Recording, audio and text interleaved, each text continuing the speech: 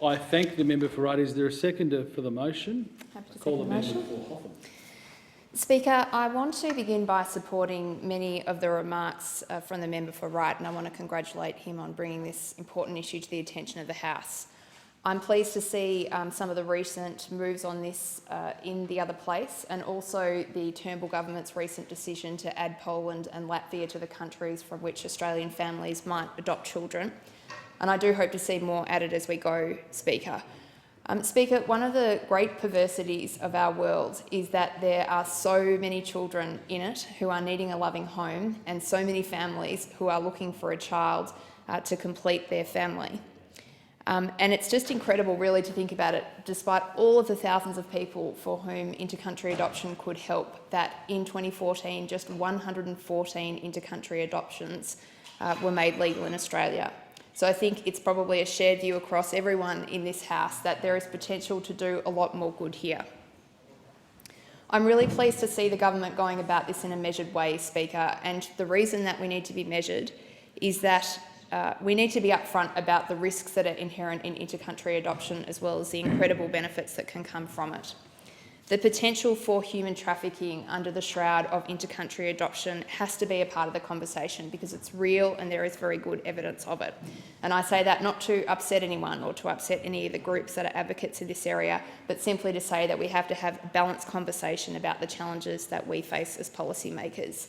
What we know is that when intercountry adoption is done well and fairly, massive human tragedy is avoided, but when it's done poorly, massive human tragedy is created. But I don't believe, Deputy Speaker, that it's beyond the capacities and the expertise of the people that work in this parliament and around it to solve some of those policy challenges. And I believe that if we took, I guess, a similar approach of trying to protect children in the same way that we try to protect adults, we'd probably see a little bit more energy, attention and focus. But I'm pleased to see. Speaker, I want to create some time in the discussion today to talk about Australian children, and especially those who are in out-of-home care. There are about 43,000 Australian children at the moment who are living away from their parents. And we hear a similar story with intercountry adoption, Deputy Speaker, that last year just 203 of those children were permanently adopted into another Australian family. Speaker, children need stability, especially vulnerable children, and foster care, by its very definition, is impermanent. Under today's system, the evidence is really clearly borne out. A quarter of the children that live in foster care today in Australia have lived in 10 or more households during their time in care. Speaker, that number is heartbreaking and it's gutting. And we have to ask ourselves the question of how we can have let this happen. And I say again, if the people primarily affected by this problem are adults, I think we'd see a very different national conversation happening about how we can help more of these vulnerable children into safe households. I want to note some recent policy change that we have seen in some states in Victoria and New South Wales who have made some changes to try to better protect children in the foster care system. So it's not that this national crisis is being avoided, but the numbers remain as they are, Deputy Speaker. 43,000 children, 200 adoptions. It's simply not enough.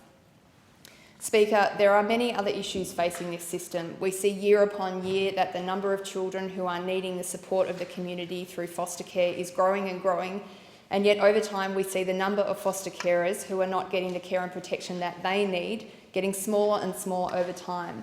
14% of all foster parents left the system in the last year, Deputy Speaker. That's a huge indication to us as policymakers that we're not doing what we need to do to support those families. Speaker, I have been a foster parent myself, and it's something that I hope I can do a lot more of in the future. Now, I've come nowhere near living up to my responsibility to the many Australian children who need the care of the community. So I note this experience just only having the opportunity to say that having lived within that system and having experienced it, I have seen the system being skewed too much in favour of the parents who are not doing justice to their own children, and often at the expense of the care and attention of those children who should always lay at the heart and soul of that system.